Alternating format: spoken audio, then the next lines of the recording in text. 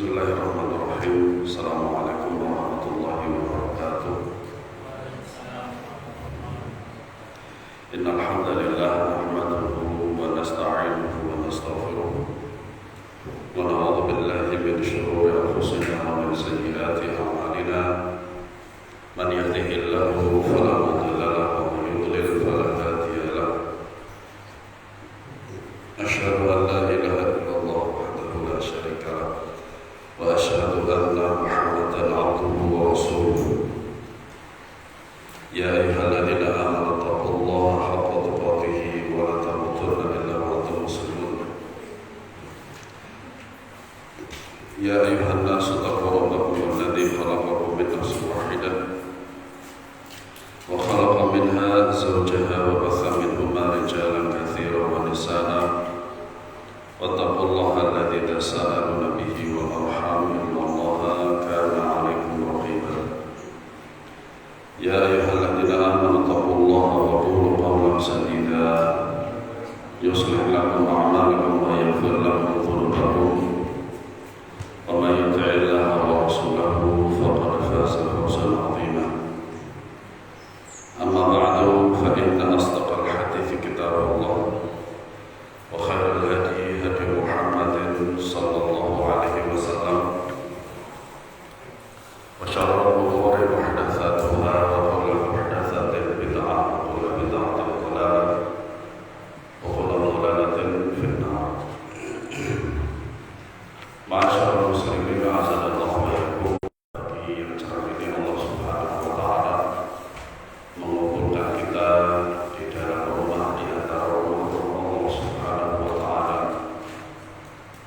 Di dalamnya kita mengkaji qala Allah qala Rasul, firman Allah dan sabda Nabi sallallahu alaihi wasallam.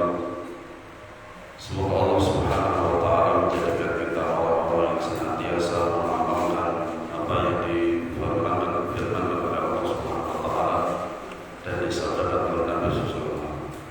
Amin ya rabbal alamin. Dan semoga Allah Subhanahu wa taala memberikan kita ilmu yang bermanfaat dan bisa mengamalkan. Masyaallah muslimin, azanallahu wa iyyakum. Pada kajian kali ini, dakwah ini kita akan membahas sebuah ilmu yang sangat berharga. Terlebih lagi pada zaman kita sekarang ini, pendidikan itu seakan-akan tidak begitu penting bagi sebagian orang, karena sebagian orang memikir kalau anak selesai sekolah ya sudah, sehingga dikatakan dia hanya sekolah tapi tidak belajar. Sekolah saja tapi tidak belajar. Sehingga ketika dia pulang ditanya oleh orang tuanya, dia tidak bisa jawab. Nah, apa yang diajarkan oleh guru di sekolah atau di kelas? Bodoh, orang ngerti bu, orang ngerti pak. Nah, disinilah Islam mencoba untuk memberikan sebuah jalan keluar tentang kesuksesan dalam mendidik anak. Dan tentu saja poin penting daripada mendidik anak ini sebenarnya bukan di sekolah, tapi di rumah kita sendiri. Yang ditujukan dari buku ini bukanlah kepada seorang guru, melainkan kepada orang tua. Maka apa-apa yang sudah terlewat bagi kita tidak perlu ditangisi, tidak perlu disesali.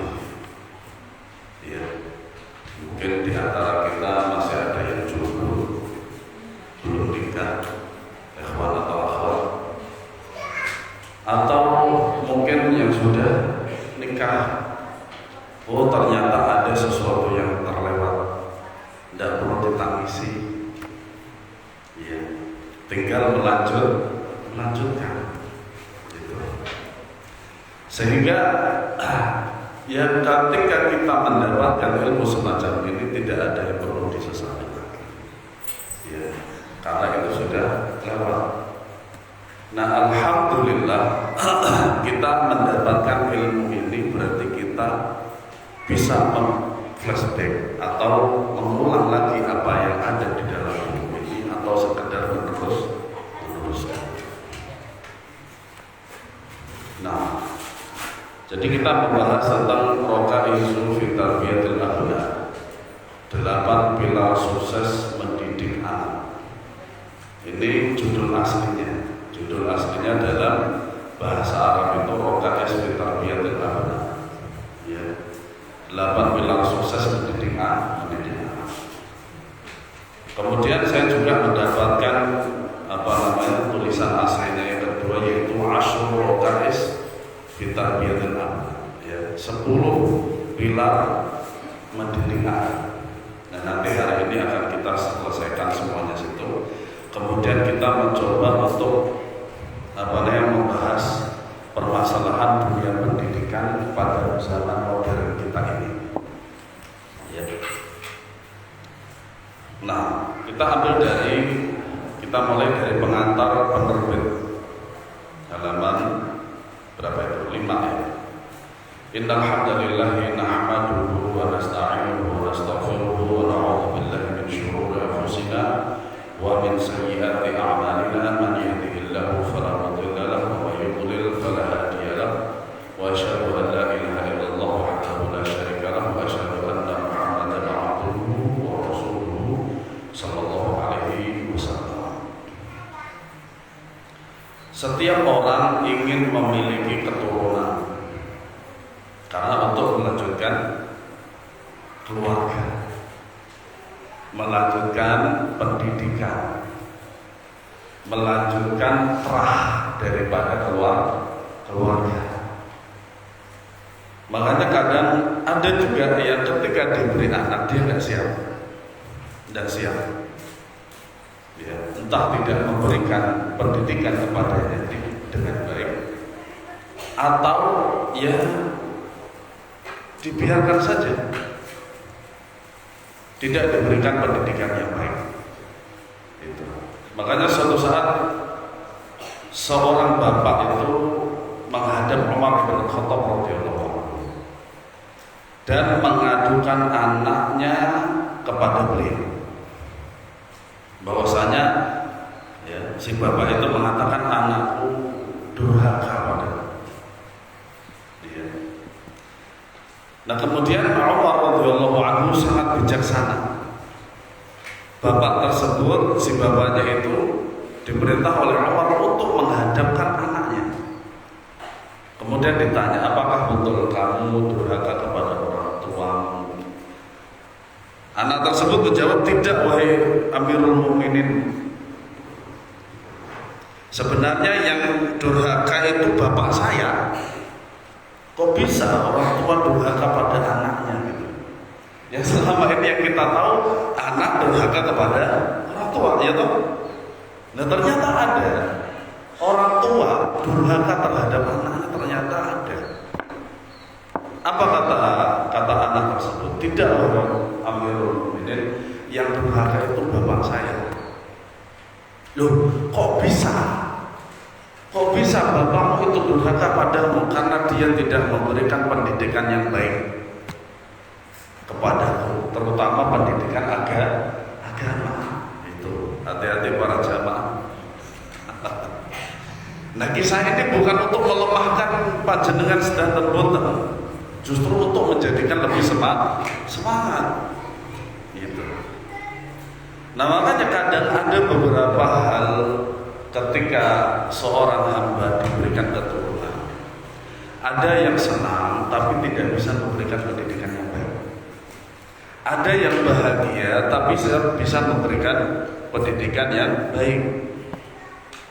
Ada juga yang biasa-biasa saja. Ya. Nah, yang lebih rusak lagi adalah dia diberi nikmat oleh Allah berupa anak, nggak bersyukur, malah anaknya dijadikan diberikan kepada pendidikan yang buruk. Ini subhanallah. Ini tanggung jawabnya besar, bahkan sangat besar sekali. Nasallallahu salamata wal afiyah. Karena ada juga sebagian ya orang itu memilih tidak memiliki anak, yang sudah kita dengar itu ketika di media massa dengan child free. Dia menikah tapi tidak ingin punya anak. Padahal sekiranya kalau dia tahu tentang keutamaan memilih anak itu, justru dia akan pengen punya banyak anak. Karena hal itu nanti akan dijadikan sebagai bentuk kebanggaan Rasulullah SAW di hadapan para nabi dan yang lainnya. Nah, sebagian kaum muslimin itu terpengaruh dengan child free ini, tidak ingin memiliki anak, yang ternyata ini sebuah metode konsep dari orang-orang kafir.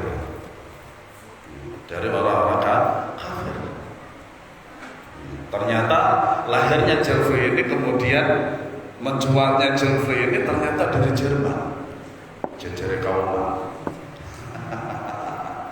seperti itu para jamaah. Nah, di dalam Islam tidak ada yang mengenal itu, tidak mengenal itu child free itu, tidak mengenal itu. Iya. Maka sebagai kaum muslimin, apa-apa yang telah Allah Subhanahu wa taala takdirkan kepada kita harus menerimanya dengan ikhlas. Setiap orang ingin memiliki keturunan, karena anaklah yang akan meneruskan nasabnya. Ya, seperti halnya penulis kitab ini, bapak beliau seorang ulama besar, Syekh Abdul Muhsin Al-Abbad Al-Badr. Nah, sebelumnya bapaknya yaitu Al-Abbad atau kakeknya itu tidak merasa bahwasanya dia orang besar, dan ternyata anak cucunya ada termasuk ahli ilmu. Siapa tahu seperti ini, gitu loh. Nah, berbeda dengan orang yang tidak memiliki anak atau tidak ingin memiliki anak, mana mungkin dia akan mendapatkan cucu yang seperti ini, anak yang seperti ini. Syekh Abdul Muhsin, subhanallah, Syekh kabir, ulama besar Saudi Arabia di Madinah, dan beliau 30 tahun lamanya mengajar di Masjid Nabawi. 2 tahun yang lalu beliau berhenti untuk mengajar karena kesehatan beliau sudah mulai menurun. Gitu. 30 tahun lamanya di Masjid Nabi Sallallahu Alaihi Wasallam. Nah, bapaknya apakah pernah memikirkan yang seperti ini? Tidak. Apalagi jikalau bapaknya sudah memberikan pendidikan yang baik, membantunya dalam urusan dunia, mencari rezeki, bekerja. Seperti saya dulu, alhamdulillah, bapak saya kan seorang mebel, ya, leres Pak. Pak Samsul Huda, Jatim Ringin. Bapak saya tuh mebel, punya circle, alhamdulillah punya circle juga.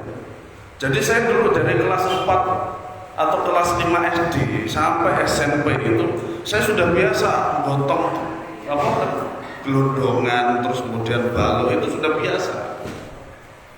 Kurus badan saya, akhirnya saya lebih kurus lagi ketika saya di pondok di Payaman. Kalau di di alih bahasa Arabnya menjadi Fayauman, 1 hari. Padahal mondoknya 4 tahun. Seperti itu.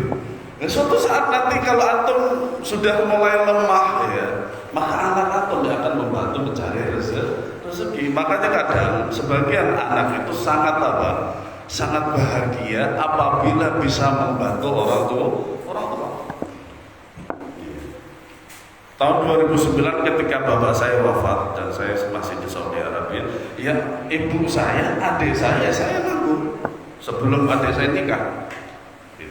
Nah, dan penyejuk hatinya, terutama bapak-bapak yang keluar rumah, kemudian ketika pulang disambut oleh anak-anaknya yang awalnya penat, banyak masalah di kantor, pisu-pisuan yang dalam, tabrakan, ketemu anak apa? Hilang semuanya. Ya seperti itulah manfaat sebenarnya mendapatkan anak ini dari satu sini. Ketika seorang telah dikaruniai oleh Allah Subhanahu wa taala seorang anak, dia sangat berharap, bahkan harapan ini sudah ada sejak dahulu, agar buahnya menjadi anak yang saleh dan salehah. Ingat para jemaah,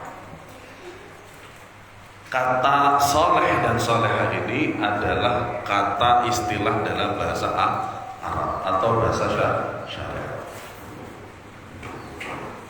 Maka segala kriterianya itu haruslah berdasarkan dalil. Jangan dikira anak-anak yang taat kepada orang tua tapi tukang nyolong, tukang zina, tukang judi dikatakan saleh. Oh, tak dulu. Mana mungkin anak yang soleh tukang judi? Seperti halnya, masya Allah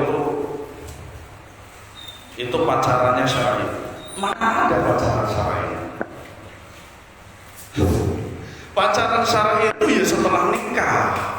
Itu bebas itu, bebasnya arena ngapa ya bebas.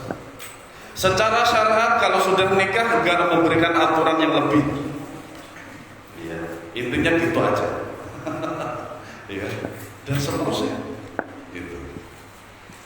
Karena anak yang soleh dan solehah lah yang akan berbuat baik, berbakti kepada kedua orang tuanya kelak di dunia dan di akhirat. Ini manfaatnya, faedahnya apa? Punya anak soleh dan solehah. Di dunia saja bermanfaat, apalagi di akhirat. Iya. Makanya kadang sebagian orang itu salah dalam memahami anak soleh dan solehah itu sering memberikan uang pada orang tua. Kemudian memberikan barang, misalkan mobil mewah, rumah mewah dan sebagainya. Oh, anakku soleh banget. Sementara anaknya yang di pondok membantunya dalam sehari-hari. Ada setiap harinya membantu dalam beribadah pada Allah Subhanahu wa taala, tidak dianggap sebagai anak yang saleh. Itu salah besar. Makanya ada kan sebagian orang diberikan beberapa anak, ya, salah satu anaknya di pondok. Seakan-akan pondok itu bengkel suatu bengkel yang rongsokan datang pada ke situ semua. Padahal itu adalah tempat terbaik dalam belajar. Pondok pesantren. Saya pun juga seorang santri. Bukan berarti orang yang tidak di pondok nggak juga. Tergantung orangnya. Nah akhirnya yang selalu dipuja-puja kemudian dibanggakan di kalangan mereka itu apa? Ya anak-anak yang selalu memberikan ini dan itu. Padahal anaknya yang saleh dari pondok dan sebagainya itu lebih berharga buat dia. Apa-apa yang diberikan berupa dunia itu akan hilang. Bosan. Antum punya mobil udah berapa tahun? Toh nanti bosan kalau punya duit lebih. Akan begitu. Masa iya anak itu antum bosan terhadap anak? Terus ganti apa sesok? Yura iso. Enggak bisa kalau anak itu enggak bisa. Selamanya akan menjadi anak. Entah dia itu sukses atau tidak, tetap dia adalah anak kita. Namun yang menjadi pertanyaan penting adalah bagaimana cara mendidik anak yang benar sesuai syariat Islam agar tercapai dan terlaksana perintah Allah Subhanahu wa taala yang terdapat dalam firman-Nya, ya ayyuhalladzina amanu qu anfusakum wa ahlikum nara wa quduha an-nas wal hijaratu 'alaiha malaikatun ghilazun syidad. Dalam surat At-Tahrim ayat 6, hai orang-orang yang beriman, peliharalah dirimu dan keluargamu dari api neraka yang bahan bakarnya adalah manusia dan batu, penjaganya malaikat-malaikat yang kasar dan keras. Saya pernah melihat sebuah gambar para jamaah sekalian. Ya. Menurut orang tuanya, anak ini sukses dalam hal dunia, punya segala sesuatu, rumahnya mewah, mobilnya mewah, duitnya banyak, ya, MM-an di ATM-nya. Tapi anak ini gak bisa ngaji. Antum bayangin kalau anak gak bisa ngaji. Akhirnya dia, karena orang tuanya sudah wafat, dia datang ke kuburan orang tuanya, di HP-nya dia buka, kemudian dibacakan apa?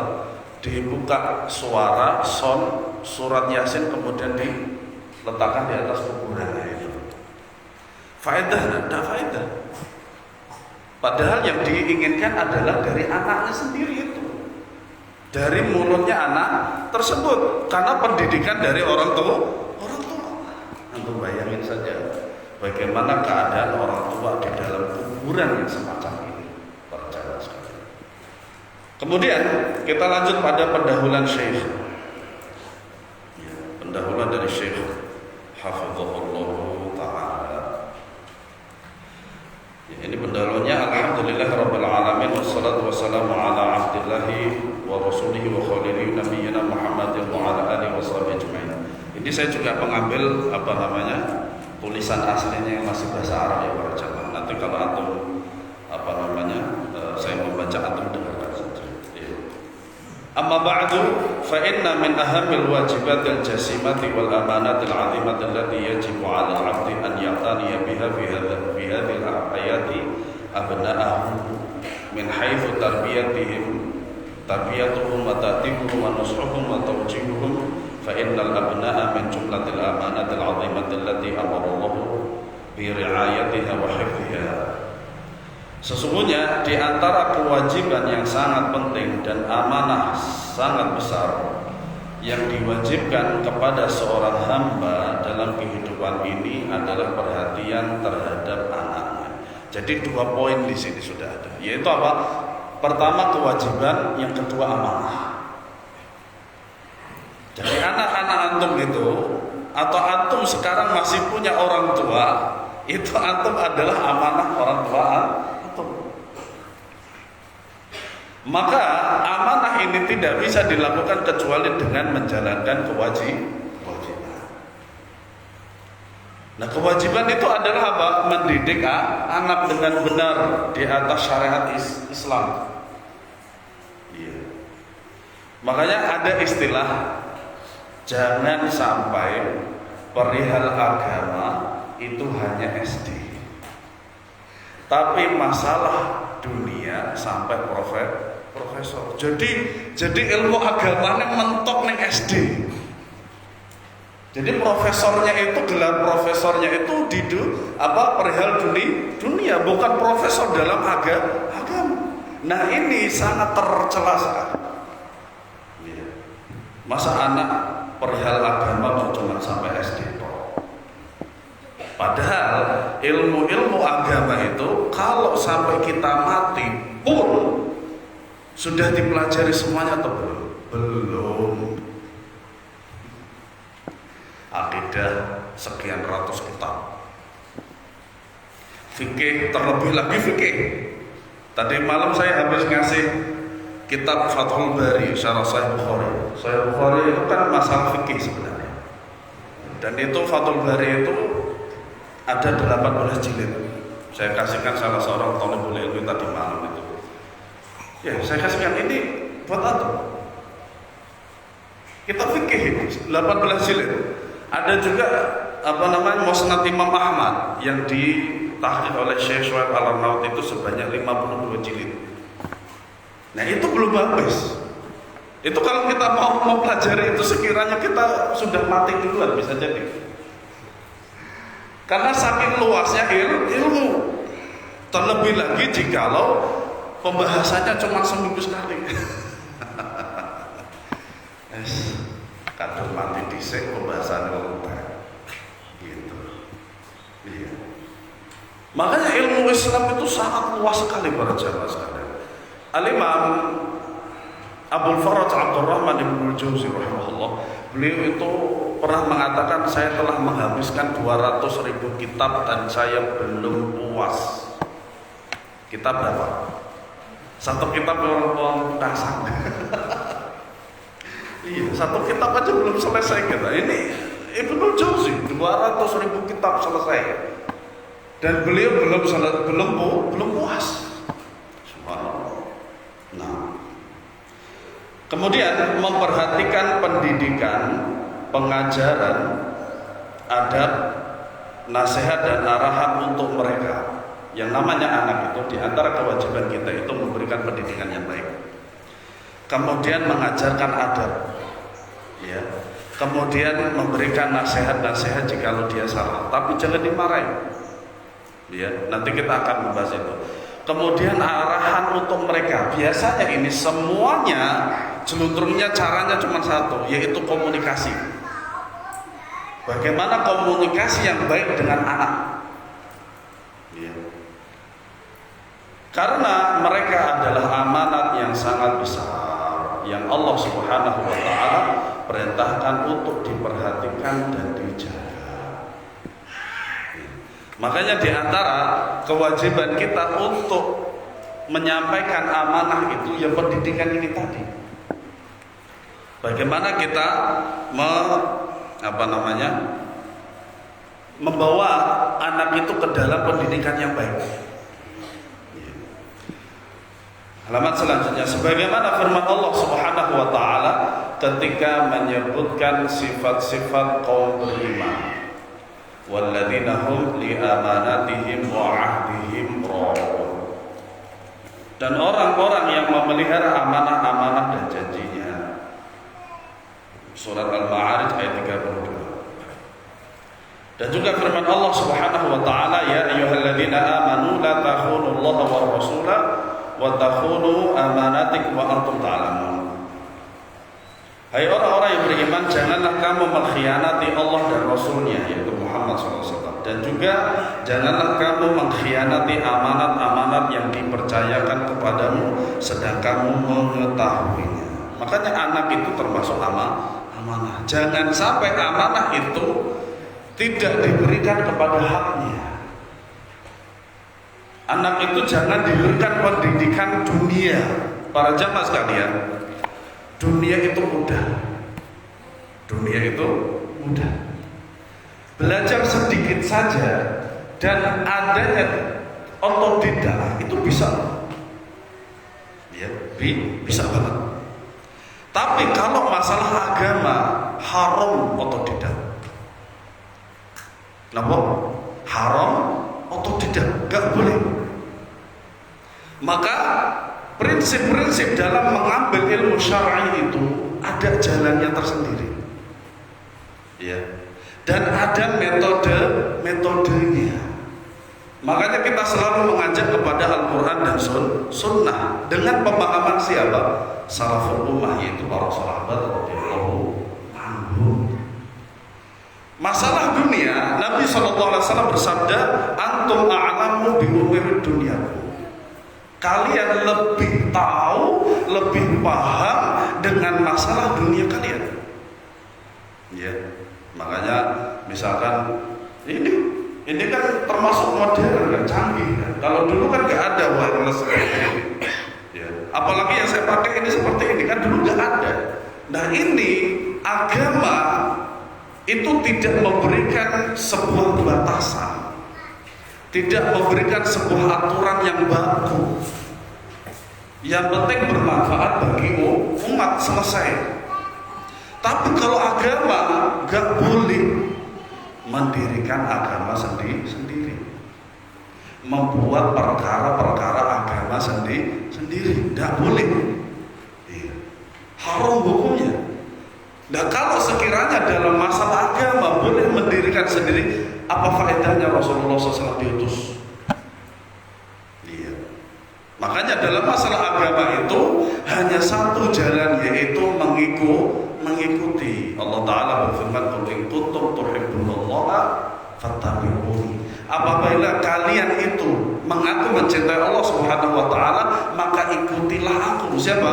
Muhammad sallallahu alaihi wasallam. Maka kalau masalah dunia monggo silakan. Dan itu melalui perkembangannya, masya Allah, sangat pesat sekali.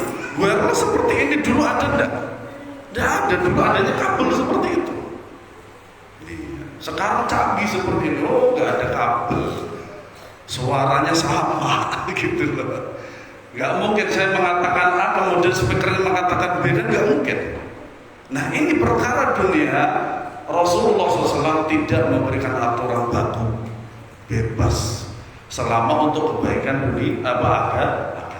Nah,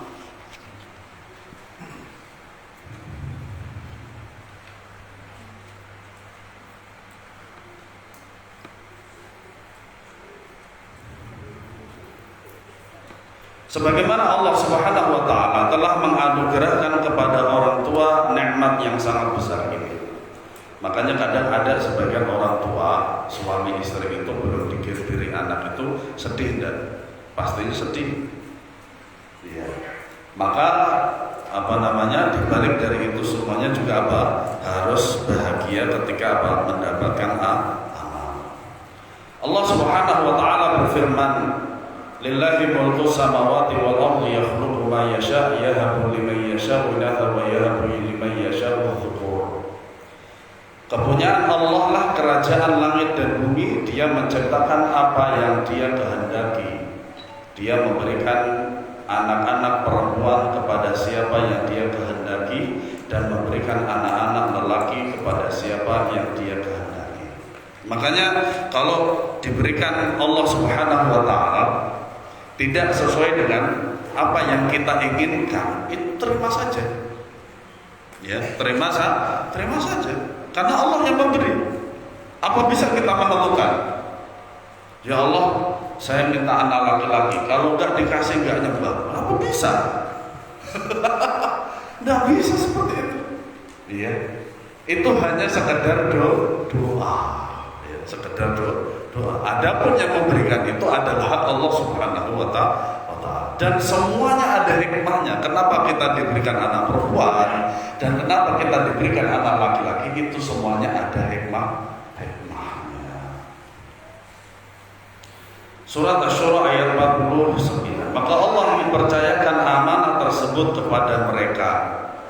Allah mewajibkan kepada mereka kewajiban-kewajiban dan hak-haknya. Dan ini harus berjalan bersama. Antara kewajiban dan hak itu harus berjalan bersama. Tidak bisa jomplang, nggak boleh. Dan Allah menjadikan nikmat tersebut sebagai ujian dan cobaan bagi orang tua. Di satu sisi lain, anak itu adalah nikmat Allah. Tapi di satu sisi lain, dia juga cobaan. Nah, maksud cobaan itu bagaimana? Antum memegang amanat ini atau tidak? Antum memberikan pendidikan agama yang baik kepada anak ini atau tidak? Iya. Atau ketika antum mendapati anak-anak antum itu semuanya sudah sukses, antum terperdaya atau tidak? Oh, anak saya yang pertama jadi dokter, yang kedua kepala perusahaan, yang ketiga punya perusahaan, oh yang kesekian punya travel misalnya. Akhirnya sombong. Sombong. Gak ingat Allah sama sekali. Bahwasanya ini yang menakdirkan semuanya adalah Allah Subhanahu wa taala. Ini ujian. Ya, ini juga ujian besar. Kadang para jamaah sekalian, pertanyaannya, banyak mana yang tidak selamat. Ingat ya, tidak selamat. ketika Allah uji seorang hamba dengan keburukan atau ketika Allah uji dengan kebaikan? Mana yang tidak selamat? Kebaikan.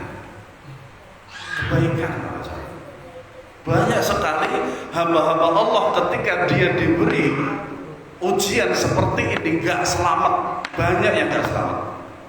Contohnya Korun.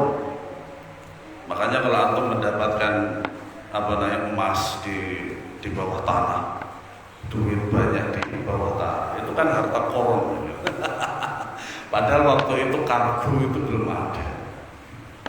Iya, seperti itu. Nah, beda dengan orang yang diberikan cobaan berupa kesedihan. Dia akan selalu langsung ingat kepada Allah Subhanahu wa taala, istighfar, nangis, kemudian minta ampun dan sebagainya. Kalau kekayaan, harta belum tentu. Sehingga Quran mengatakan bahwasanya ini adalah karena ilmuku, katanya. Ya. Makanya di satu sisi lain merupakan nikmat besar seorang anak itu, karena akan menjadi penerus daripada kebaikan-kebaikan kita. Tapi di satu sisi lain akan menjadi ujian. Apabila mereka menunaikan amanah mendidik anaknya sebagaimana yang Allah Subhanahu wa taala perintahkan, maka mereka berhak memperoleh ganjaran dan pahala yang besar di sisi Allah. Apabila mereka menyia-nyiakannya, maka sungguh mereka telah menyerahkan dirinya untuk dihukum sesuai dengan kelalaian yang mereka lakukan. Makanya amanah ini harus betul-betul dijaga. Ya. Dan diberikan pendidikan yang baik. Ya. Makanya para jamaah sekalian, kalau kita melihat anak kita rusak, siapa yang sedih? Ya orang tua loh. Nah, kalau kita melihat anak kita itu sukses, pendidikan agamanya misalkan hafid Al-Quran, amin. Ya. Kemudian hafal mungkin setengah juznya juga lebih bagus, artinya bagus juga. Yang senang kan juga antum juga. Ya. Antum mungkin masih mengingat dengan Musa, Laudi Musa itu. Ya, saya pernah ketemu di majalahnya di Jakarta situ ya, Masya Allah. Sebenarnya bapaknya juga sederhana sekali. Orang di rumahnya Bangka sana itu juga cuman ya sekecil lah, gitu. Tapi anaknya membawa harum Indonesia. Umur 6 tahun sudah hafal Al-Quran, melebihi Imam Syafi'i. Imam Syafi'i berapa tahun umurnya? 10 tahun, ada yang mengatakan 7 tahun. Wallahu a'lam. Nah ini Musa, adik Musa ini 6 tahun sudah hafal, ada yang mengatakan 5,5 tahun. Gitu. Nah ini tidak hanya orang tua yang bahagia, tetapi juga negara membawa harum negara, Masya Allah. Sampai ditawari untuk menjadi kewarganegaraan Saudi Arabia. Kalau sudah ditawari kayak gitu Pak, yang namanya kemudahan itu luar biasa bagi kita. Ya. Nah, Allah Subhanahu wa taala berfirman, Ya ayyuhalladzina amanu qu anfusakum wa ahlikum naran wa quduha an-nasu wal hijaratu 'alaiha malaikatun ghilazun syidadun. Baik. Ini adalah ayat yang keberapa kalinya saya baca. Para jamaah sekalian, kenapa saya tidak membaca a'udzubillah atau bismillah? Karena saya tidak membaca mushaf. Ingat, tidak membaca mushaf. Kalau membaca mushaf itu barulah disyariatkan membaca ta'awudz dan bismillah. Tapi kalau hanya potongan ayat di suatu kitab tidak perlu baca itu. Ya. Nah, ayat ini merupakan pondasi agung tentang wajibnya memelihara anak, ya, mendidik dan memperhatikan kondisi mereka.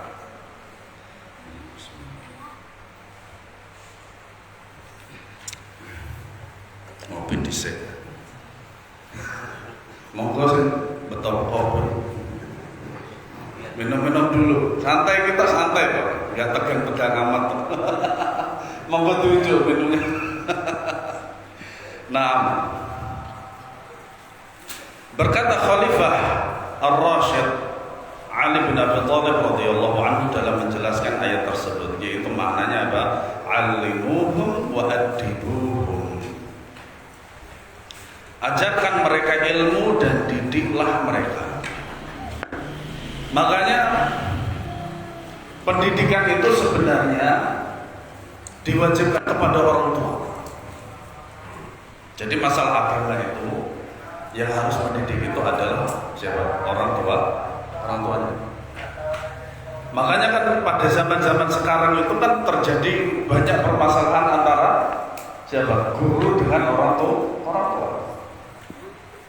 Guru saya yang di rumah saya belakang situ kan ada masjid dan kemudian ada sekolah. Dulu sekolah saya MTSN Lengkong itu. Kebetulan ada teman saya, beliau Hafizahullah Ta'ala, alhamdulillah, Relian. Nah itu beliau itu termasuk yang namanya kesiswaan. Ya kita wajar lah dengan guru kesiswaan gimana sih? Nggak di pondok, nggak di sekolah umum sama, keras. Ternyata beliau berhadapan dengan anak yang dablek, keras juga. Akhirnya karena mungkin si anak tersebut mengeluarkan suatu perkataan dan perbuatan yang tidak disukai, akhirnya dipukullah anak itu. Ya. Dan kemudian orang tuanya nggak terima, lapor ke polisi, akhirnya didenda 10 juta. Para jemaah sekalian, sebenarnya seorang guru pengajar itu sebenarnya nggak berani seperti itu, nggak seberani orang tua, ya, nggak seberani orang tua, ya. Kalau orang tua kan ada hawa nafsunya dia untuk menghajar anak, tapi kalau pendidikan, gitu, iya. Ya untungnya anak itu tetap di situ, nggak dikeluarkan. Untungnya situ. Ada tuh di daerah luar Jawa itu satu provinsi gak nerima dia. Antum bayangin, satu provinsi. Karena memang yang salah anaknya. Anaknya salah, berbuat salah, ditegur oleh guru. Ya cuma negur doang. Gak terima, kemudian dia lapor orang tuanya. Akhirnya orang tuanya itu nusuk-nusuk dan lain sebagainya. Akhirnya si guru ini didenda dan lain sebagainya. Akhirnya setelah itu anak satu provinsi gak diterima. Antum bayangin Pak, seluas itu satu provinsi. Iya. Nah itulah guru itu sebatas itu, tidak bisa memberikan kewenangan lebih. Ya, tidak ada yang lebih seperti itu. Iya. Nah, ada hadis sahih dari Nabi SAW, ini belum masuk ke poinnya, menegaskan tentang perkara ini dan menjelaskan wajibnya hal tersebut bagi orang tua. Nabi SAW bersabda, kullukum ra'in wa kullukum mas'ulun an ra'iyatihi, wal imamu ra'in wa huwa mas'ulun an ra'iyatihi, wal rajulu ra'in fi ahlihi wa huwa mas'ulun an ra'iyatihi, wal mar'atu ra'iyatun fi baiti zawjiha wa hiya mas'ulatun an ra'iyatiha, wal khadimu ra'in fi mali sayyidihi wa huwa mas'ulun an ra'iyatihi. Ala kullukum ra'in wa kullukum mas'ulun an ra'iyatihi. Setiap kalian adalah pemimpin dan setiap kalian bertanggung jawab terhadap yang dipimpin. Makanya sebenarnya ini kan tahun-tahun politik ya, tahun-tahun politik itu orang-orang yang meminta kekuasaan justru haram harus dikasih kekuasaan itu sebenarnya, kecuali jikalau itu untuk kaumnya sendiri, ya, untuk kaumnya sendiri. Ya. Penguasa adalah pemimpin dan ia bertanggung jawab terhadap yang dipimpin, yaitu rakyatnya. Makanya kata rakyat itu berasal dari bahasa Arab, ra'iyah, ya, rakyat. Suami adalah pemimpin di dalam keluarganya. Makanya dosanya istri termasuk yang ditanggung oleh suami, kecuali sesuatu yang tidak diajarkan oleh suami dia melakukan sendiri. suatu kesalahan itu. Misalnya berbuat misalkan judi. Kan nggak mungkin seorang suami itu ngajarin judi, tapi dia judi sendiri misalnya. Nah maka dosanya ini tidak kepada suaminya. Ya nggak mungkin lah Pak, sesuatu yang tidak dia kerjakan, dia tidak perintahkan, dia mendapat yang getahnya, kan nggak mungkin itu. Dan yang semacamnya itu, ya. Kecuali jikalau sang suami mendidik yang buruk, maka dia akan mendapatkan itunya juga dosanya juga. Ya. Dan ia bertanggung jawab atas mereka. Istri adalah pemimpin di rumah suaminya ketika suaminya tidak ada. Makanya para jamaah sekalian, ya, ada seorang mengatakan bahwasanya ada peradaban. Kalau kita mau menghancurkan peradaban itu dengan mudah, diantaranya adalah hancurkanlah seorang istri, ya, atau hancurkanlah seorang wanita. Kenapa demikian? Karena wanita, ya, makanya dikatakan kalau kita mendidik anak laki-laki, kita akan mendidik satu orang saja, satu umat saja. Tapi kalau kita mendidik perempuan, maka kita akan mendidik banyak umat. Ya. Nah tadi Ananda Musa tadi, adik Musa ini mungkin dia sudah besar. Itu sebenarnya pengajarannya ibunya. Orang bapaknya keluar kerja, ibunya pun juga gak hafal Al-Quran gitu. Cuman kalau ketika dia menyetorkan hafalannya itu ajeb gitu, gak pernah hafal libur, disiplinnya tinggi, ya tetap belajar, tetap main, tapi tidak harus dari seorang guru yang hebat juga. Wong ibunya itu gak hafal Al-Quran kok, ternyata anaknya hafal dari pada umur 6 tahun. Yang akhirnya pada pondok pesantren itu pada niru itu, padahal sebenarnya gak perlu niru. Gak perlu niru. Karena apa? SOP dalam tahfidz itu sudah ada di mereka, gak perlu dirubah lagi. Ini beda metode. Kadang metode satu pesantren dimasukkan ke pesantren yang lain itu ada yang gak cocok. Seorang budak adalah pemimpin atas harta tuannya dan ia bertanggung jawab atas harta tersebut. Makanya kan banyak ART itu nyolong baru 1 hari udah nyolong 20 juta, subhanallah.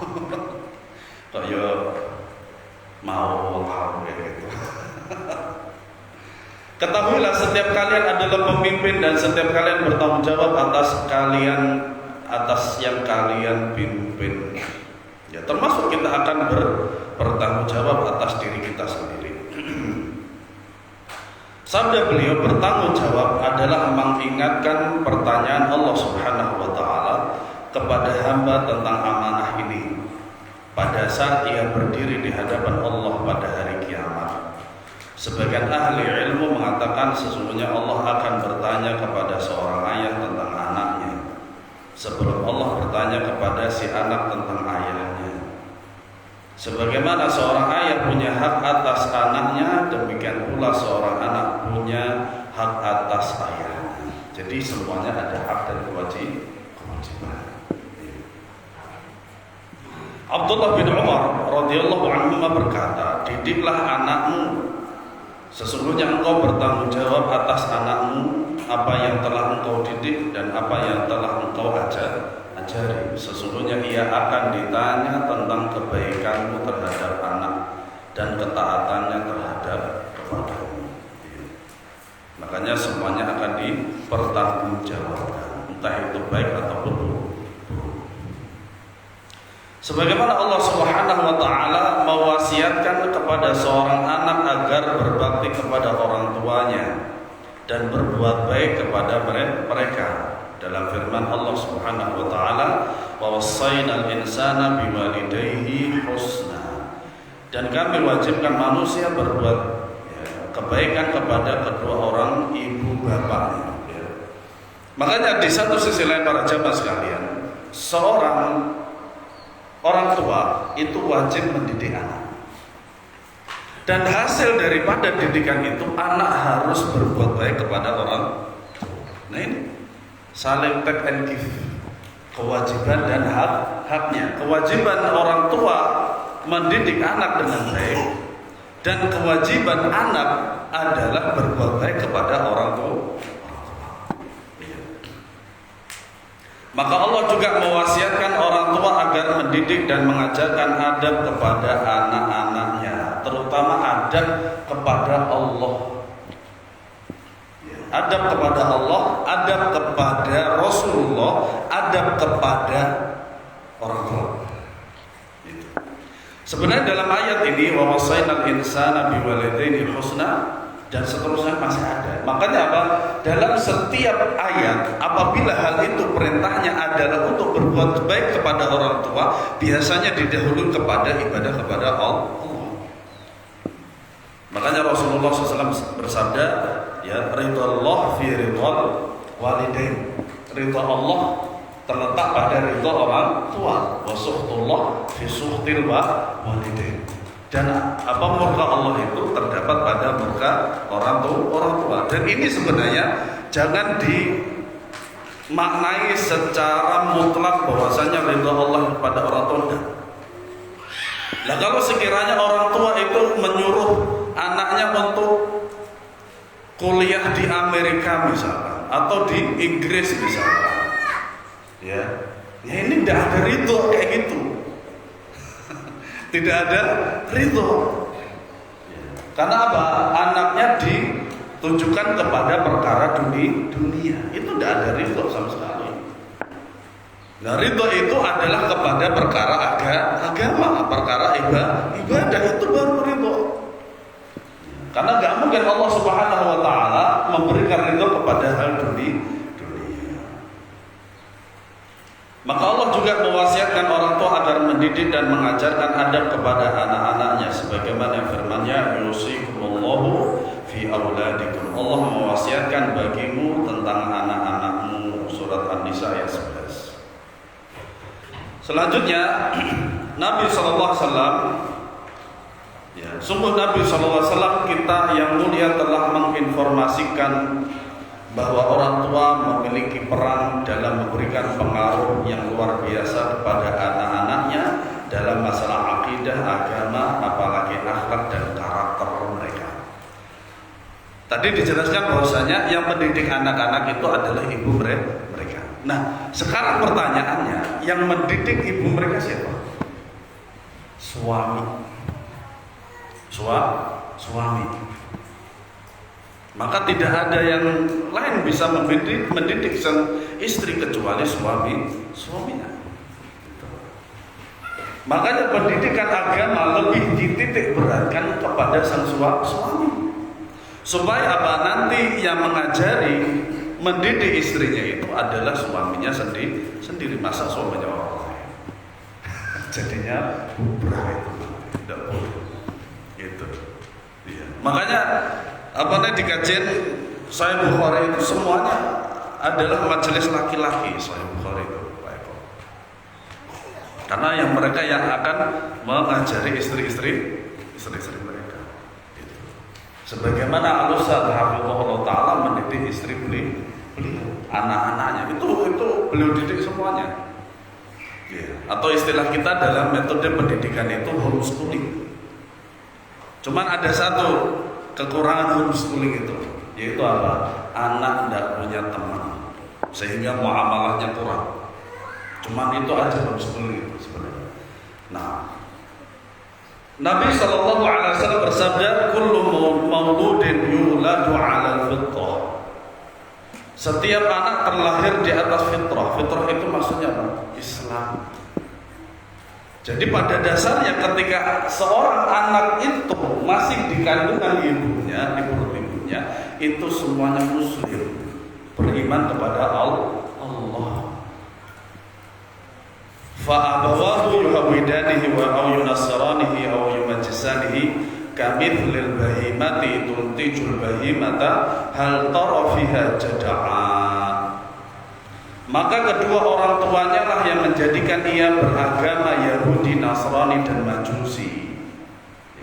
Seperti binatang peliharaan melahirkan anaknya. Apakah kau melihatnya ada yang putus anggota tubuhnya? Seperti itu para jamaah sekalian. Makanya anak yang baru lahir itu sebenarnya seorang muslim. Nah, di dalam dunia pendidikan itu, para jamaah sekalian, dari hadis ini yang bisa kita petik itu apa? Adalah pendidikan. Saya melihat sendiri bagaimana pendidikan orang tua itu sangat berpengaruh terhadap anaknya. Orang tua yang agamis, yang dekat dengan agama, orang tuanya selalu belajar, selalu menampakkan keislamannya, mulai dari pakaiannya, lafaz, ucapan-ucapan, perbuatan-perbuatannya, anak akan meniru. Ya. Berbeda dengan orang tua yang bapak ibunya nggak menutup aurat. Ya, ini secara umum ya, secara umum. Bapak ibunya tidak menutup aurat. Ibunya aja cuma pakai apa? Celana di atas lutut, pakai tank top. Ya anaknya niru dia. Nah inilah pendidikan secara tidak sadar. Ya. Namanya makanya apa? Anak itu adalah fotokopi orang tuanya. Gitu. Ada mungkin jenengan pernah mireng salah satu preman Jakarta, namanya Hercules. Pernah dengar? Hercules itu mu'alaf, kemudian dia pengen seorang istri yang soleha. Atau bayangin, bajing loncat dan pengen seorang istri yang soleha. Akhirnya dia nikah dengan seorang muslimah, anaknya di pesantren. Gitu. Makanya anak itu adalah kehidupan kedua antum. Sekiranya ketika antum itu dulunya tidak mendapatkan apa yang antum inginkan, maka jadi bangunlah sebuah kesepakatan dengan anak. Jangan dipaksa, jangan. Bahkan pun sekiranya kalau dia tidak mau, jangan dipaksa tetap. Nah, makanya di sini judulnya adalah apa? Komunikasi. Ya, komunikasi. Nah, ini merupakan permisalan sempurna yang dapat diindra. Sesungguhnya binatang ternak pada umumnya yang dapat disaksikan akan melahirkan anak yang selamat dari cacat dan penyakit. Tidak didapati ada yang terpotong atau terputus tangan, telinga, atau kakinya. Artinya cacat. Nah, sekiranya kalau mendapatkan anak yang cacat, diterima saja. Itu dari Allah. Ya. Mungkin antum juga pernah baca, bapaknya ganteng, cakep, istrinya juga cantik. Ini orang Jawa Timur kan itu cantik. Kalau orang Jawa Jakarta kan cantik banget. Kalau orang Jawa Timur cuantik, cantik. Tapi anaknya cacat. Itu lidahnya udah menjulur. Sebenarnya putih dari segi kulitnya itu kulit putih, tapi matanya sudah nggak benar, ya. Terus kemudian lidahnya selalu menjulur kayak gitu, subhanallah. Tapi orang tuanya ikhlas lillah, karena ini dari Allah, bukan dari siapa-siapa. Itu justru dia itu adalah amanah juga. Nah, hanya saja hal itu dapat saja terjadi karena pemilik atau pengembala yang melakukannya. Bisa jadi karena tidak dirawat atau ia langsung yang melakukannya. Begitu pula seorang anak, ia lahir di atas fitrah. Apabila ia belajar berbohong, curang, berbuat kerusakan dan penyimpangan atau kemungkaran apa saja, maka sungguh ia telah keluar dari fitrah. Bisa jadi sebabnya karena pendidikan yang buruk, atau karena meremehkan pendidikannya, atau karena pengaruh luar berupa teman-teman yang buruk atau orang lain yang berinteraksi dengannya. Pertama tentu saja lingkungan keluarga. Lingkungan keluarga. Ada sesuatu yang ringan, tetapi sebenarnya itu berat. Contoh, maghrib azan, zuhur azan, atau azan sholat 5 waktu. Bapaknya teriak-teriak, "Le, sholat!" Tapi bapaknya nggak sholat, ngerokok lepas-lepus. Contoh yang baik kepada udah. Anak karena mungkin nanti dia takut dimarahi bahkan dihajar, ya sudah akhirnya dia berangkat ke masjid itu dengan terpaksa. Karena nggak ada contoh baik dari orang tua. Gitu. Nah ini pendidikan yang buruk juga para jamaah sekalian. Karena apa? Pendidikan pertama bagi anak itu adalah orang tuanya atau lingkungannya adalah rumahnya dia sendiri. Kemudian yang kedua itu seperti pendidikan, nggak dididik bahwasanya rokok itu berbahaya. Nggak ada kiai atau dokter itu menyarankan rokok, itu tidak ada. Gitu. Nah kalau ada kiai yang menyarankan rokok, berarti dia itu disogok rokok. Dan nggak ada satupun dokter mengatakan rokok itu sehat. Kiai pun juga nggak mengatakan kalau mau rokok bismillah dulu ya atau wudu dulu ya. Nggak ada. Kalau sudah selesai ngerokok alhamdulillah, nggak ada. Berarti bukan kiai kalau seperti itu. Makanya apa? Rokok itu tidak boleh berjamaah karena akan merusak badan. Nggak ada dokter yang merokok itu. Tidak ada. Nah kalau ada dokter yang merokok, kalau ada dokter yang merokok berarti dia dokter gabungan, abal-abal.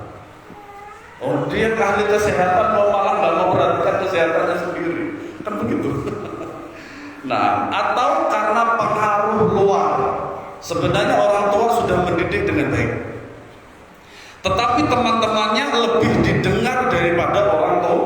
Ingat ini bobrok, rusak. Makanya katakan as-sahibu sahibun. Sahabat itu bisa menarik, entah itu menarik kepada yang baik atau menarik kepada yang buruk. Harap hati-hati. Gitu. Makanya kalau ada anak yang semacam ini sudah berubah daripada pendidikan dari rumah itu, maka secepatnya diputus. Anak yang seperti itu lingkungannya supaya diputus. Atau orang lain yang berinteraksi dengannya. Misalkan gini, keluarga pendidikannya bagus, lingkungan juga bagus, temannya juga bagus. Ternyata ada indikator yang lain, ada suatu hal yang lain itu berusaha untuk mendekati. Ketika saya masih mondok di Payaman itu kelas 2 SMA kalau tidak salah, itu saya biasa kelayaban jam 2 jam 3 itu kelayaban, termasuk kelayaban ke terminal. Ya bandar-bandarnya saya waktu itu. Sebelumnya saya itu menerima informasi tentang narkoba berbentuk permen.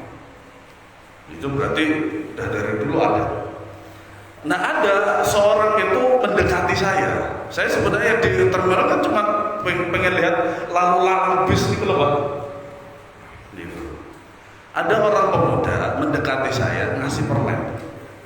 Le, gelem permen apa ora? Alhamdulillah waktu itu saya ingat. Enggak wes mau. Saya langsung pergi dari situ.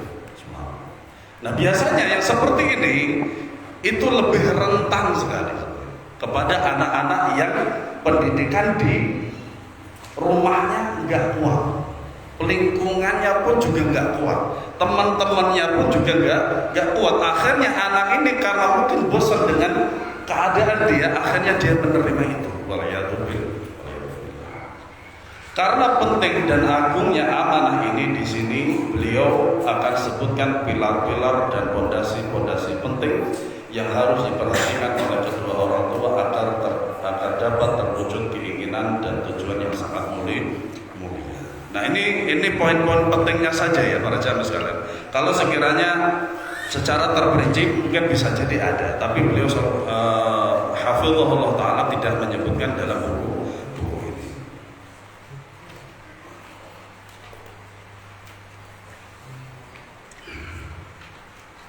Ar-Raqizul awal, Ar-Raqizatul ula. Pilar yang pertama adalah ikhtiyaruz zawjatus salihah, memilih istri yang salihah. Tapi dalam memilih istri yang salihah itu tidak instan. Maka bisa jadi istri salihah itu didapat dengan sang suami yang saleh. Iya, mencari itu sulit. Terlebih lagi menjadikan, maka jangan mencari, maka jadikan saja dengan cara mendidik. Iya. Makanya tadi dikatakan bahwa dijelaskan yang mendidik istri itu adalah sang suami, bukan suami orang lain. Nah, akhir-akhir ini juga saya dikagetkan dengan sebuah kasus di Facebook. Itu adalah seorang ustadz yang infokan Facebook dengan istri orang. Itu ahli ilmu aja nggak selamat, apalagi yang tidak. Tapi juga nggak jadi jaminan semua, ya nggak jadi jaminan semua. Inna min awal ar-raqaizi fi tarbiyati ikhtiyaruz zawjatis salihah. وهذه الركيزة تكون قبل أن يرزق الولدان ولدان بالأولاد فعليك أن تجتهد في اختيار زوجة معروفة بالاستقامة والصلاح والتقوى لأنها ستكون عونا لك في تربيتهم وتأديبهم وتنشئتهم تنشئة الصالحة حتى لو لم تعن الزوجة الصالحة لم تعن الزوجة صالحة زوجها على تربية الأبناء فإنها لم تكون ضررا عليهم في دينهم وأخلاقهم. Ada dua poin penting di sini. Ya. Sesungguhnya di antara pilar pertama dalam pendidikan anak adalah memilih istri yang salehah. Nah, istri salehah itu nggak harus di pondok, dari pondok. Nggak jadi jaminan semuanya. Tapi rata-rata dari pondok. Kenapa demikian? Karena tahu ilmunya. Ya. Makanya rata-rata kalau akhwat dari pondok itu kalau ditanya tentang masak, nggak ngerti toh? Ya karena memang di sana nggak ada. Nggak ada. Tapi tidak menjadi jaminan semuanya dari pondok dah.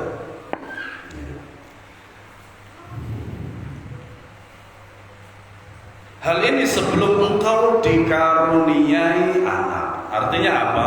Sebelum menikah, ya, maka carilah yang sholihah. Ya, ini terminologi atau bahasa istilah daripada Al-Quran syariat. Maka harus memenuhi kriteria secara syariat, bukan secara dunia bukan.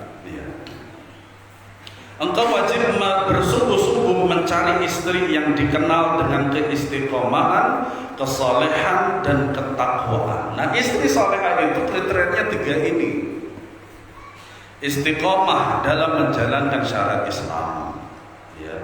Kesolehan dalam menjalankan syariat Islam, dan ketakwaan kepada Allah Subhanahu wa Ta'ala. 3 ini istri solehah disebut dengan istri solehah. Nah, bagaimana cara kita mengetahui ketiga ini? Pertama, dari orang tua. Makanya ketika khidbah, nazar, tanyakan itu. Ya, siapa saja di antara antum yang ingin yang kedua kalinya? Boleh loh, halal loh bagi laki-laki itu poligami. Ya, tapi kalau sekiranya kapal antum gak muat dan gak mampu, jangan neko-neko. Ojo sembro,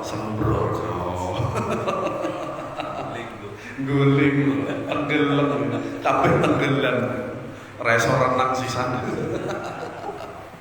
Itu dari orang tuanya. Kedua, kalau dia anak pondok, tanyakan kepada ustadznya, bukan ustadznya. terutama apa? Lurahnya, ya, lurahnya dan sebagainya. Ketiga, temannya. Bagaimana si fulana ini dan lain sebagainya. Kalau memberikan sesuatu yang baik berarti memang dia anak soleh. Biasanya kalau anak pondok dikatakan soleh itu pertama akademiknya baik, walaupun dia tidak pernah ranking 1, minimal 3 besar atau 5 besar atau 10 besar. Kedua, low profile, nggak neko-neko, nggak banyak masalah, nggak banyak kasus di pondok dan lain sebagainya. Kalau dari segi non akademik, muamalahnya baik, disukai banyak temannya nggak ada yang benci pada dia, kecuali kalau bencinya karena prestasi misalkan gitu. Nah, saya teringat dengan anak TPA di musola saya di Jakarta sana itu. Jadi ada anak ini baru datang dan lumayan good looking. Good looking tuh kulitnya putih, cantik gitu kan. Nah ternyata ada yang bilang kebetulan dia warna kulitnya beda, agak sedikit atau kita katakan sawo matang. Untung bukan sawo busuk, tapi sawo matang. Nah dia bilang kepada si teman yang baru datang, kamu cantik sekali gitu kan. Saya jawab, tenang dek, nanti kalau kamu sudah besar dan tahu skincare, kamu lebih cantik dari dia.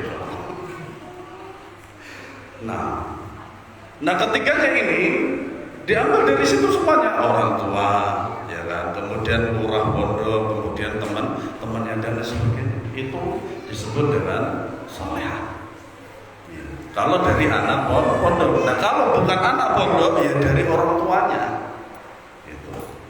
Atau mungkin punya teman-teman dekatnya, dan lain sebagainya. Karena ia akan menjadi penolongmu dalam mendidik. Makanya para jamaah sekalian, di antara kesalahan dalam mendidik itu begini. Orang tua sudah memberikan pendidikan yang terbaik bagi anaknya, tapi dirusak oleh orang lain. Contoh nenek, contoh kakek, contoh saudara laki-laki atau saudara perempuan. Misal begini, di antara pendidikan anak itu, apa yang dia inginkan tidak serta-merta diijabai atau dapat. Misalkan anak ini pengennya mobil atau mobilan, tapi larang harganya 500.000 misalkan, antum nggak mampu. Sebenarnya antum itu ingin memberikan pendidikan bahwa saya tidak semua yang diinginkan itu bisa tercapai. Nah, biasanya anak itu supaya dia diberi apa ya? Nangis, guling-guling, atau yang disebut dengan tantrum. Lebih dari itu adalah tantrum. Maka kalau anak antum tantrum, biarkan saja. Jadi guling-guling terus kemudian nangis super keras dan sebagainya. Hampir ketika dia kalau mau nangis itu hilang suaranya dan sebagainya. Nah, datanglah pak leknya atau pak D-nya. Ngapain nyapo kok nangis? Saya karena aku tak tukang jajan. Antum berhak marah kepada pak D-nya atau pak leknya. Justru antum benar. Wes mas, wes ra usah ngurus anakku roh. Enggak masalah. Ngapunten Mbah, Pak, ini urusan saya. Kalau pendidikan anak jenengan ngalih. Itu tidak apa-apa. Justru kalau si anak itu diajak oleh pak D-nya, pak D-nya, mbahnya dan sebagainya hanya untuk mendiamkan anak kecil, anak tersebut nangis, itu justru merusak pendidikan anak. Karena apa? Yang lebih berkewajiban mendidik anak itu siapa? Ya orang tuanya. Maka orang-orang tidak boleh ikut campur, tidak boleh. Maka orang tua kalau mengerti hal semacam itu berhak untuk memarah, walaupun orang tuanya sendiri. Ya, orang tua dari orang tua tersebut atau kakeknya. Nah, karena akan menjadi penolongmu dalam mendidik. Makanya mendidik anak itu kesepakatan kedua. Ini anak keduanya. Anak ini mau diapain? anak ini mau dijadikan apa? Ini anak ya ada dadi opo? Dadi menungso apa tuh? Kan kita juga sering kan mendengar itu. Oh, anakku dadi menungso. Sadurunge dadi opo? Ini perkataan gak masuk akal dari orang tua. Jadi sadurunge dadi menungso dadi opo gitu loh. Nah, mengajarkan adab mereka dan mengasuh mereka dengan pengasuhan yang baik, ya, pengasuhan yang baik. Sekalipun istri yang salehah belum mampu membantumu dalam mendidik anak, ia tidak akan membahayakan agama dan akhlak mereka. Yang salehah saja belum tentu menjadi pendidik yang baik, apalagi yang tidak. Nah, kalau sekiranya istri solehah itu belum mampu untuk menjadikan anaknya baik itu, maka minimal tidak merusak. Iya. Nah, kadang kan begitu. Ada entah itu apa namanya, entah itu dari bapak atau dari ibu sudah putus asa, ya, sudah putus asa dalam mendidik anak. Ya, akhirnya sudah dibiarkan saja dan seterusnya. Maka ini malah berdosa besar. Ya. Nah, oleh karena itu ada anjuran dari Nabi Shallallahu Alaihi Wasallam yang mulia agar kita memilih wanita yang memiliki pengetahuan agama. Kadang memang begitu. Kalau bapaknya yang rusak, kadang anaknya dia tidak ingin anaknya ikut. Kalau ibunya yang rusak, kadang ibunya juga tidak ingin anaknya itu mengikuti dia. Tidak mungkin ada orang tua yang ingin sama kayak gitu. Iya. Nah, makanya apa? Memilih istri solehah itu diantaranya itu menjadikan adanya kerjasama antara sang suami supaya anaknya menjadi baik, minimal atau kalau tidak bisa itu, yaitu tidak merusak itu. Iya. Beliau bersabda, "Tungkahul mar'atu li arba'in, limaliha wa lihasabiha wa li jamaliha wa li diniha. Fadfar bidzatid dini taribat yadak." Wanita itu dinikahi karena 4 perkara: karena hartanya, nasabnya, kecantikan, dan karena agamanya. Pilihlah wanita yang memiliki agama, niscaya engkau akan beruntung. Baik. 4 ini bebas milih. Bebas milih. Artinya apa? Sesuai dengan kejadian nyata, wanita itu kadang dipilih oleh seorang laki-laki, salah satu di antara 4 itu. Kadang mencari apa? 5 liha, karena hartanya. Gitu. Makanya kadang ya ada sebagian yang mereka itu memang nyarinya seperti itu. Seperti teman saya. Teman saya sebenarnya dia itu pendidikan terakhirnya itu SMA. Tapi dia berdoa kepada Allah Subhanahu wa taala supaya mendapatkan wanita yang lebih dari dia. Ternyata betul. Allah memberikan mengijabahi doa dia. Ternyata dia mendapatkan wanita dari kalangan orang kaya dan S3. S3-nya sempat di Kuwait. Kebetulan dia mendapatkan beasiswa di Kuwait dan kemudian suaminya itu ikut menjadi mahramnya terijabahi. Nah, yang sudah jangan merasa rugi. Kecuali mau yang kedua. Nah, termasuk saya juga, kalau saya mau juga akan saya saya mengikuti seperti ini. Dulu sebenarnya ketika pulang dari Saudi yang pertama tahun 2010 itu sebenarnya ada anak keturunan Arab dan gelarnya itu nasabnya sebenarnya lebih tinggi daripada bahasa lama. Namanya marganya At-Tamimi. Keluarganya kaya dari Bogor dan dia punya pom bensin di Pontianak dan seterusnya. Nah, ternyata si akhwat ini kok belum ngaji. Ya, saya kan pikirannya jauh dakwah, akhirnya saya nggak mau gitu dan seterusnya. wali hasabiha, dari nasabnya. Nasabnya. Sekarang itu lagi rame-ramenya kalau syarifah itu keturunan Rasulullah SAW itu haram dengan pribumi. Antum pernah dengar kayak gini kan? Fatwa kalau dia itu syarifah, kalau perempuan kan syarifah, kalau laki-laki habib atau sayyid, itu haram menikah dengan orang Indonesia asli. Ada seperti itu. Kalau pendapat mazhab memang demikian, tapi kalau secara ajaran agama nggak ada. Karena apa? Kalau dia keturunan Nabi, antum percaya nggak keturunan Nabi? Katanya Habib itu, tapi dia Kristen. Tahu nggak? Percaya nggak? Saya percaya karena saya mendengar, melihat videonya sendiri. Jadi dia Kristen. Marganya saya lupa tuh, As-Sagaf kalau nggak salah. Tapi dia Kristen, Habib. Habib cabang Kristen gitu. Dan seterusnya. Kemudian wali jamaliha, kecantikannya, kaya atau miskin gak masalah, yang penting cantik gitu.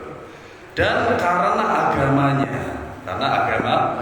Nah, Nabi SAW itu memberikan solusi, yaitu apa? Pilihlah agamanya, supaya niscaya engkau akan beruntung, kata Nabi SAW. Jadi di antara kriteria 4 kriteria itu carilah agamanya. Loh, kenapa kok nggak ada yang di buku ini nggak ada dikatakan carilah suami soleh? Karena kalau yang dicari adalah istri solehah, berarti yang mencari sudah soleh. Yang mana nanti juga akan bisa melanjutkan 7 yang lainnya, seperti itu. Nah, ini yang pertama. Makanya sebagian ulama mengatakan bahwasanya min sa'adati ibni adama al-mar'atu as-salihah. Nabi SAW bersabda, di antara kebahagiaan anak Adam itu mendapatkan istri salihah. Tapi para jamaah sekalian, jangan anggap istri antum sekarang gak solehah. Kalau istri antum gak solehah, berarti antum juga gak soleh. Bisa jadi ketika antum menikahi dia sudah solehah, tapi justru antum rusak. Jadi jangan merasa di zonanya nyaman. Karena kadang seorang istri itu berubah karena sang suami. Siapa lagi kalau bukan sang suami? Gak mungkin orang tua, karena ketika seorang wanita itu sudah dinikahi, maka yang bertanggung jawab siapa? Suaminya secara penuh. Ketaatan juga sama. Maka ketika ketaatan itu adalah mutlak kepada sang suami, maka bukan kepada orang tua. Nah,